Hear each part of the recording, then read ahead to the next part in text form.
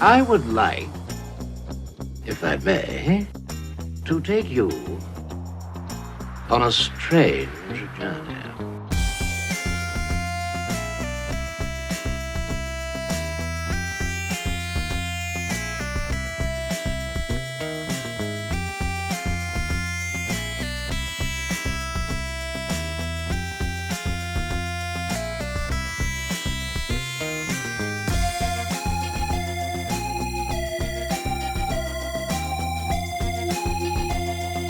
Hello and welcome to the Cultworthy Cinema Podcast. My name is Antonio, I'm your host, and we are continuing our Salt City Cinema series where we are talking about local filmmakers, writers, producers, film exhibitionists and programmers, everything local and independent in the film scene. And today I've got a very special guest returning to the show once again, Mario DeAngelis. Welcome, Mario. How you doing? Good. Thank you for having me. I like that, film exhibitionist. It makes me sound provocative. Right. It makes it sound like you got an overcoat and you're strolling into theaters. It's all underhanded for sure. Absolutely. Well, I always say that whenever I have you on the show, it means that something is happening on the independent film scene here in Salt Lake City, here in Utah. If there's a guy that's got his finger on the pulse of what's going on in the film scene, it's you. You are a local producer, filmmaker, writer, director. You do it all. So whenever I need some insight on what's going on in the world of independent cinema here in Salt Lake City, you're the guy. And there's stuff coming up. So before we get into that, let's kind of refresh some of the listeners and viewers if they haven't seen you on the show before and know what you do, what your background is, and your production company and all that good stuff. Yeah, I've been doing this for a very long time. Some say too long. Just kidding. It's a never ending, loving battle with the film industry and just getting things done. A friend of mine calls me a shipper, and what I think he means by that is I just get things out the door, and good, bad, or ugly, I get it done. So and then like you said, people just call me. I just was on a Christmas movie as a PA, and that's not a dirty word. It's just one of those things. Some people don't do that all through their career, and every once in a while I do it. It's like Keanu Reeves was told by Al Pacino's character in Devil's Advocate, stay in the trenches. So I try and stay in the trenches to keep my pulse on things, just like you said. So I've been doing this a long time. Salty Horror Productions, still alive and breathing. I had a film festival for a long time, Salty Horror International Film Festival. But I stopped doing that when my friend Jonathan Martin of Filmquest came up to me and said, be a part of my thing. We're doing really well. Yeah, I think so. 11 years, 50 film festivals worth the entry fee from 2023 Movie Maker magazine said.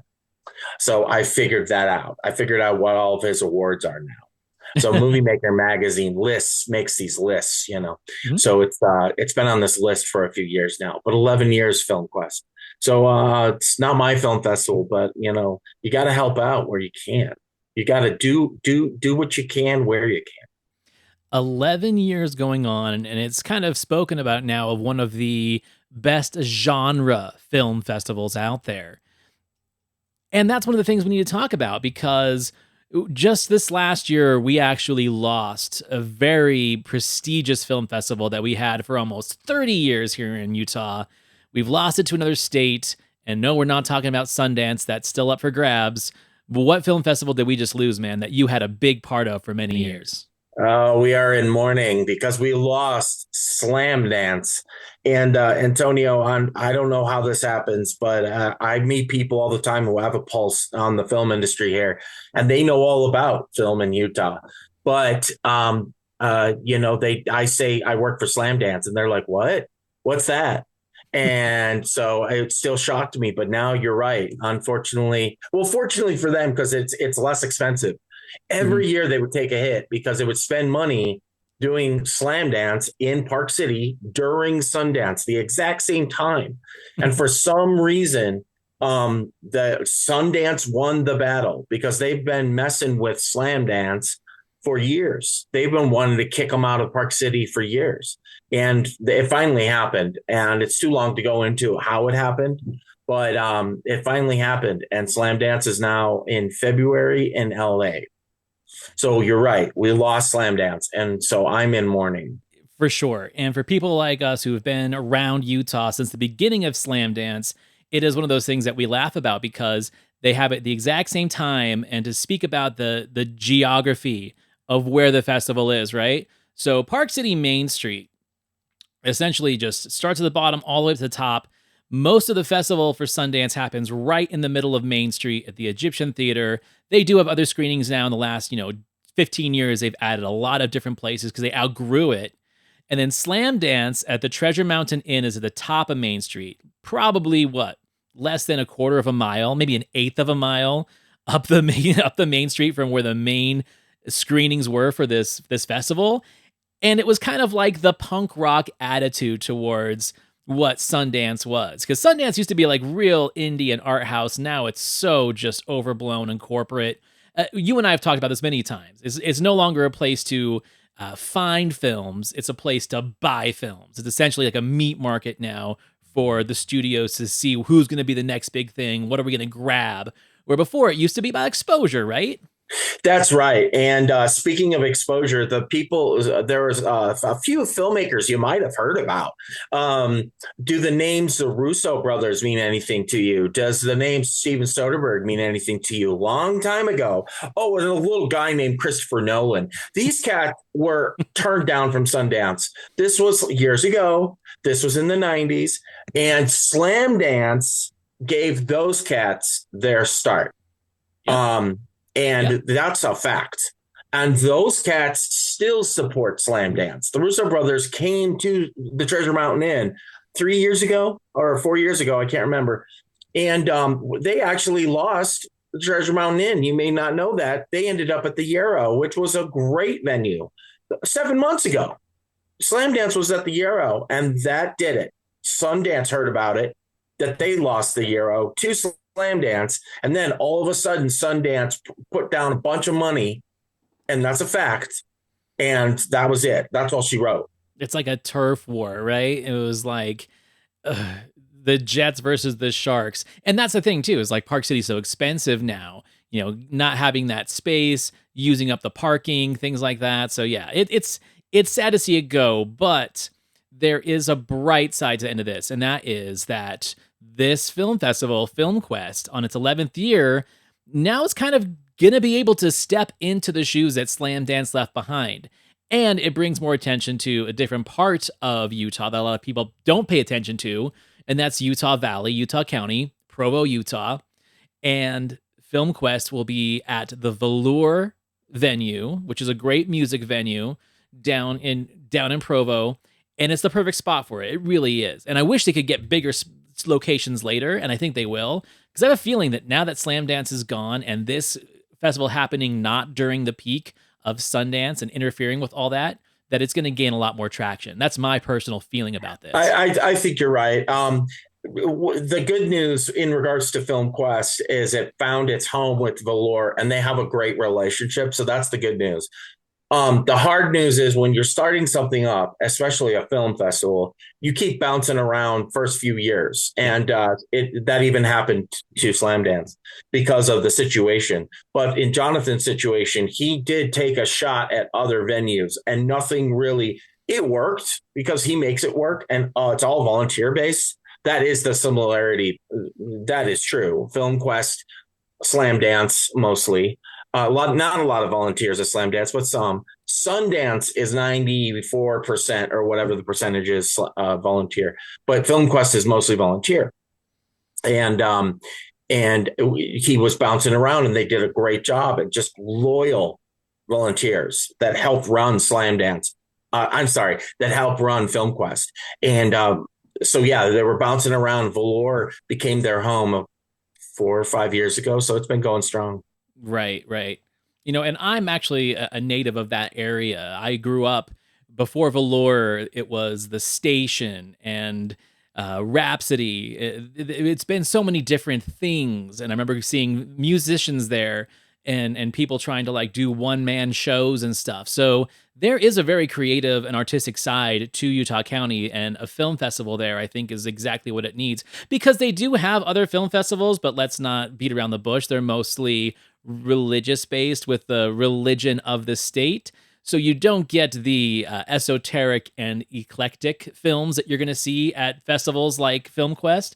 So with horror being back, like horror's back again in theaters. We got Terrifier 3 out this weekend. That's just making people puke in the aisles, right?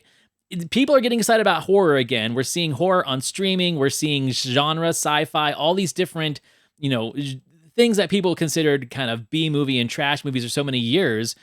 We're seeing them win Oscars now. We're seeing them rule the box office. The Substance came out a few weeks ago, which I heard you finally saw. And I think that's changing the face of not just genre film, but female-led filmmakers and casts, new talent, veteran talent coming into the fold and really gaining momentum. Like nobody really knew what The Substance was until it started being talked about at Cannes. And then all of a sudden it's all anyone can talk about. And I feel like a festival like Filmquest is a place where we're going to find the next Coralie Fargiats, the next Substance films. And yeah, I was taking a look at the list that they have of their features and their screenplay competition, man. I feel so good about what they got coming out this year. I'm glad you brought that up. FilmQuest is expansive, and it's this small thing, didn't see it coming. And another analogy I'll steal from The Devil's Advocate. That's a line from Al Pacino's character. He says he's trying to convince somebody to let Kevin, Keanu Reeves' character, take a case. And he says he'll never see him coming. Mm-hmm. They'll never see him coming. And nobody saw FilmQuest blow up like this. No one expected it. And there's no turf war, thank goodness. But there are the naysayers. I'm not going to go into the weeds on that. But there are the people who, I don't know why it can't be, everyone support everyone. Why couldn't Sundance figure out a way just to let Slamdance do their thing? So nobody's against FilmQuest, but more people need to know about FilmQuest. So I do believe that. Now, you've got a very special connection to this year, not just as, a volunteer and a friend of the founder, but you've got some projects that are actually going to be screening at Filmquest this year. So let's give you a chance to talk about that, what these projects are, when people can see them, and why you are so excited about these projects. Because you're a man with a lot under your hat. You've made a lot of content. You've made a lot of projects. And I feel like this is the one I've seen you the most excited about in a long time. Yeah, I'm really glad you said that. It all came together. And I got to give a shout out to my executive producer, Jacob Smiley. I mean, literally wouldn't have done it without him, because the man just was a man of his word, and he helped. And he's the guy. He's the executive producer on this one, and that's it. That's all I got to say about that part, that we wouldn't have done it without him, because it's just, everything's hard, as you know. But this one is really cool. He said in January, I think it was right after Slamdance. I'm pretty sure it was a couple of days after Slamdance or during. He said, let's go to Piper Down. And I was like, okay, let's go to Piper Down for brunch. Good time, by the way. Mm-hmm. I'm at Piper Down brunch. He said, I want to help you make something. I want to fund something. And I said, oh, okay. And he said, what do you got? I gave him a short script called Origin. And he said, let's do that one. And I said, oh, okay. And so the pieces started falling together. And then I got other producers on board. And then casting and the whole thing, it just all fell together. We shot it in May, 3 days. It was... And everything's hard and nothing's perfect when it comes to production. But I'm telling you, I don't remember a problem, really. So anyway, the short it really came together, and stars Everett Spencer as an elderly man. And there's not a spoiler, but there is a trigger warning thing. The topic is suicide is one of the topics, and loneliness. It's about a Black man, an elderly African-American man, who doesn't know his purpose in life, and he starts trying to kill himself, but he can't kill himself. So then he starts thinking, oh, maybe I'm a superhero. So he turns himself into a superhero. And that's not really even a spoiler, but it's not something we delve into. It's called Origin because it's his origin story. And then we leave you with a nice stinger, and that's it. I'll give you a secret, though. I'll give you and your listeners a secret. The idea is that it would become a feature. Mm-hmm. I don't do a lot of shorts anymore, but this one had a purpose. And the purpose is if I got the right amount of funding, I could make it into a feature. It's not written, but it could be written pretty quickly. Origin, October 24th at 6 p.m. 5 tickets left. 5 tickets left. Okay. I mean, the whole reason why we were going to do this was try to sell more of your tickets and get more people into that block. But man, it's already there. And besides, support the fest because it's really important. You're one of the many filmmakers I've spoken to lately that, you know, is in the indie scene and makes shorts where now there is so much, I'm not going to say convenient because it really isn't convenient, but it's a lot more accessible than it was, let's say 20, 30 years ago. Like back when I was trying to make movies, digital video was just barely in the lexicon. It was still shooting on film, editing on film, or on analog videotape, which, I mean, very few of those were looked at with any kind of admiration or prestige. But now technology has allowed people to be creative and make content that they would never had the availability or the access to the equipment 20, 30 years ago, right? I mean, Danny Boyle is making a zombie movie with an iPhone 15, right? So Little secret on that. Yes, he is. And it's not the first feature on an iPhone, but I saw the rig. And it's like everything you need and the cell phone, but it's got cinema lenses that are super expensive. And it's like, yeah, he's shooting on an iPhone. It's going to look great because it's Danny Boyle. And I'm excited about 28 years later. Yeah. Mm-hmm. Backing up real quick, we are almost sold out for the screening October 24th at 6 p.m., which has been a huge push. It took a little longer for our block. I'm not sure why. But Jonathan is doing this for other blocks. Other blocks are getting, because if we get over the amount, they're getting an encore screening. Nice. So we are pushing for an encore screening of our shorts block. So it could be a second screening. We don't know if that's going to happen. That's so cool. I hope so. Back to what I was saying, though. I was just saying that, like, there are many people who they just make shorts, right? Because they don't have the funding or the assets to make a feature. So they make shorts because it's twofold. It's one, I always feel like you should always be creating. Whether or not you are trying to sell something, you should always be creating something, whether it's a short film, whether it's a commercial, an ad for yourself, a demo reel. I feel like you only get better the more and more you create. And you should know this because you've been doing this for so long. I mean, I'm on my 4th year of the podcast. Go back to listen to year 1 and it's dog shit, right? You just always have to be creating. You always have to get more and more out there, feel more comfortable with it. And it's funny to see when I talk to filmmakers who most of the shorts that they make that I've spoken to, they weren't really intended to be turned into features because they were so economical with their storytelling, right? They knew that they only had a budget for 20 pages, right? And to make that anything larger would essentially stretch out an idea that was intentionally made to be short, to get their story from A to B to C to Z. And then they get the confidence to actually write and create a feature after that. But there also is the idea of like, well, I just want someone to show what it can be. I think Whiplash is the perfect example of that.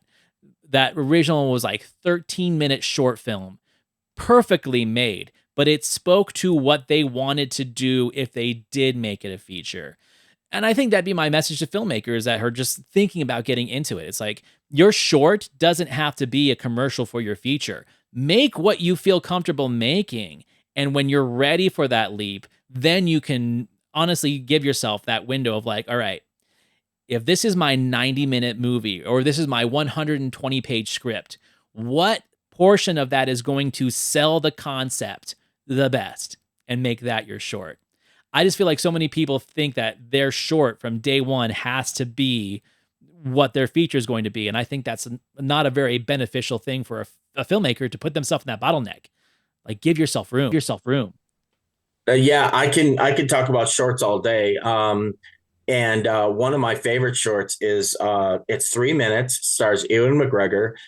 I call it a horror short, but it's very short. It's very short. Like I said, it's 3 acts, but it moves so fast. And you're like, when it happens, there's a thing that happens that I won't spoil. And it's a great show. It's called Desserts, and it's not like a secret short film, but Ewan McGregor was like at the beginning of his career. Right. And I think it was right before Phantom Menace or something. I can't remember exactly, but it's one of my favorite. I call it the perfect short film. No dialogue. It's just him. And they probably shot it in a few hours. And it's amazing. Anyway, it's called Desserts. And shorts aren't a bad word. I do feel like eventually you should move on to features because they're more marketable, even today.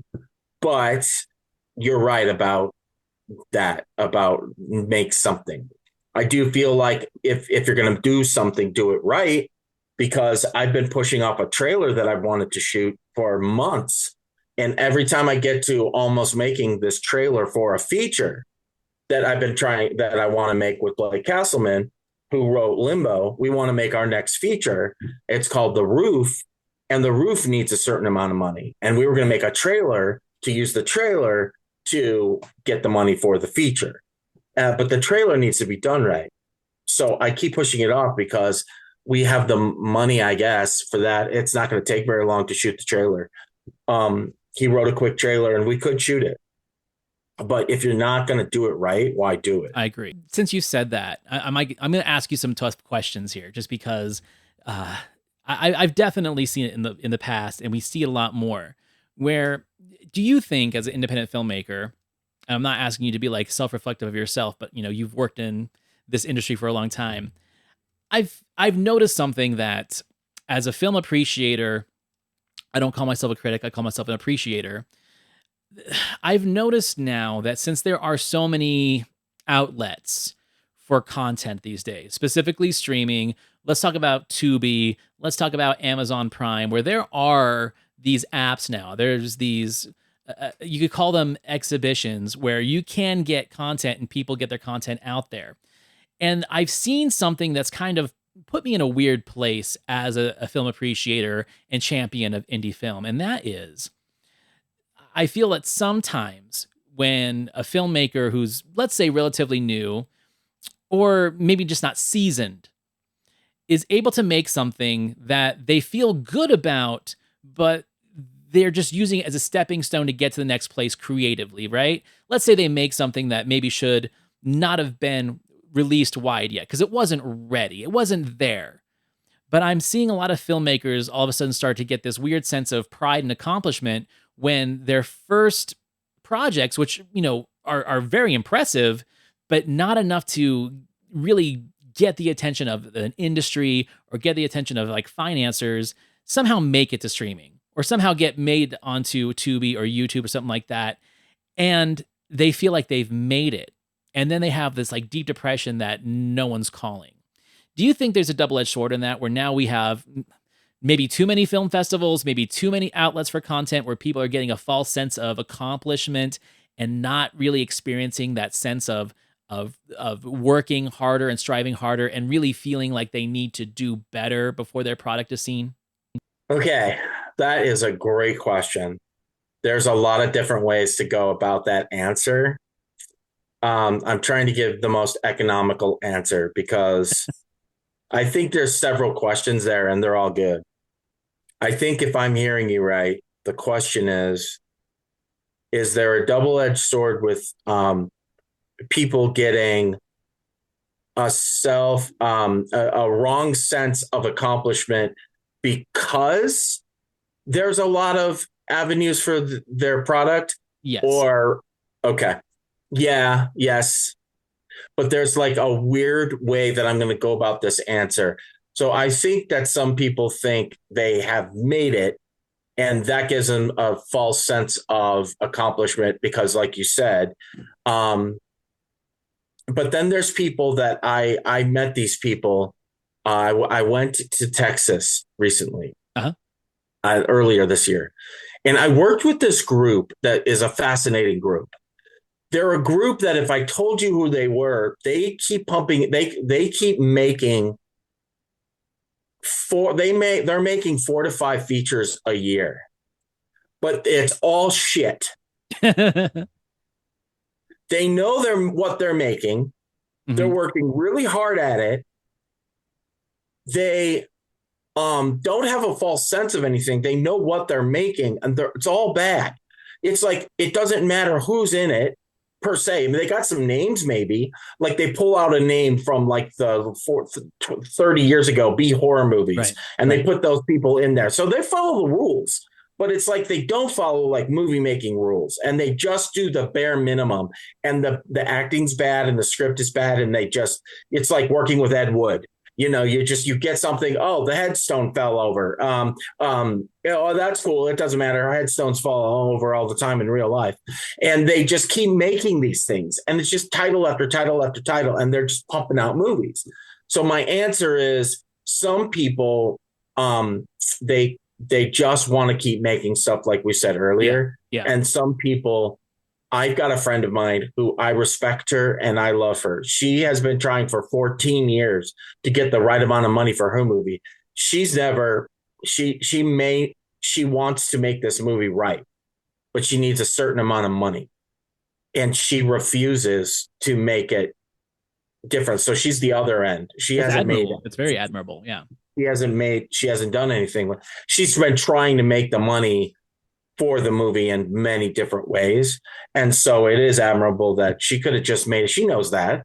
She could have made it, 10 years ago, and she could have sold the property. It is a great idea. It's a great script. And she turned it into a comic book.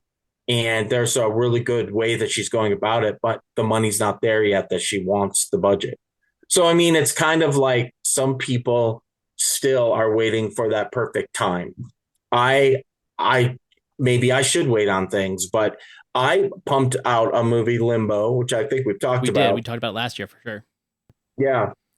And I don't remember when we did the interview, and I talked about the re-edit. I think we talked about it. I thought it was done, and then I did ship it.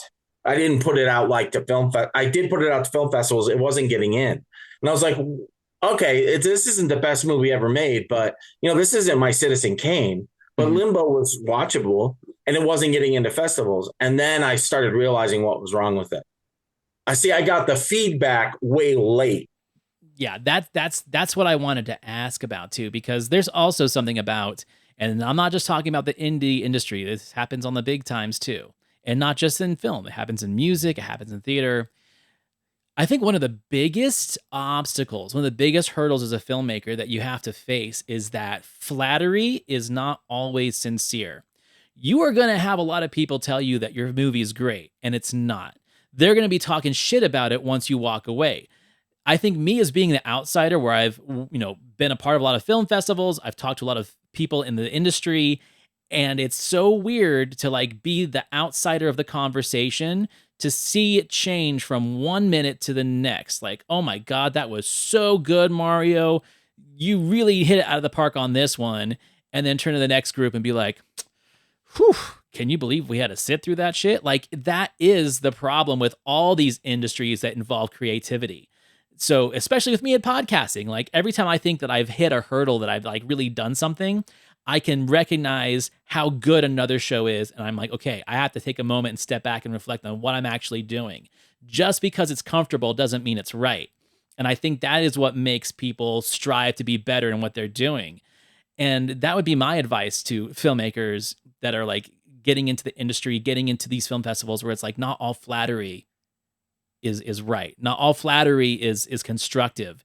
You really need to be humble and self-reflective of that, what you made. Be proud that you made it, but also be realistic of how does it really stand up to things that are actually getting screened for real. And I know what Limbo needed, and I just had to do it. And nobody else was telling me what to do. And the film festivals don't give you advice, and Right. they don't. You have to pay them to get notes. You got to pay festivals to get notes. I don't think Jonathan's charging people if they ask him, why didn't my movie get in? I mean, it's not feasible to do that. I'm not telling people to do that. Like, give Jonathan Martin a call. He'll give you. No, I'm not saying that. Right. I'm saying, though, in a professional manner, it is not feasible for a film festival who has thousands of entries to give notes. Okay, now I'm not saying that they should. What I am saying is if they really wanted notes and they went the right way, and yes, like I said, some film festivals you pay, I don't know how much, it depends on the festival, and they will give you notes, but you got to like ask and pay for it. Why is that? Well, it's just timing. Yeah. You just can't tell everyone anything because there's not enough time to tell these filmmakers what's wrong with their movie, why they didn't get in. So I took a look at Limbo myself, and some people did tell me some technical problems, and I fixed those. And then lo and behold, no, and we are going on Film Hub someday. I don't know when, but so this just in it's going on Film Hub. And Film Hub is kind of like in the middle of this. It is distribution, but it's kind of in the middle. You've got to self promote. Yeah. Along with you get in a lot of like services, streaming services, but you still have to promote it yourself, anyway. But Limbo was a great teaching moment. Agreed. Of humility, like you said.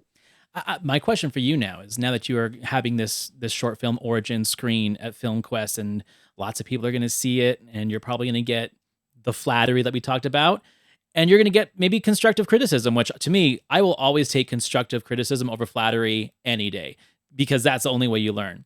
What do you think with Origin are the aspects of it that you feel like you accomplished the most with, that you grew the most with from your previous projects, and you're really proud to display in front of an audience? That's a great question. I think it's kind of it's a great question that is kind of a little intangibles. There's a couple intangible things. Most people won't know how efficient we were with the shooting. So that's kind of like, for me, the answer is we were very efficient with what we were shooting, and a lot of what the editor had to work with. He had enough to work with, but I knew what not to have him waste his time on in post. So my answer is something people will never see. The hundreds of hours it took the editor, which I did not edit this one. Most of the time I edit my own stuff. I only edited 20% of Limbo because I had to recut it. With Origin, I did pass it off to a student, Dane Linford, and he's graduated. He wasn't a student when I gave him the project, but he had just graduated. And he said, Mario, do you got anything? I was like, okay, man, you can do this if you want, but I got to tell you the parameters of that. He did a great job with the edit, but we gave him lean amount of footage. I didn't give him 400 hours of takes that he didn't need.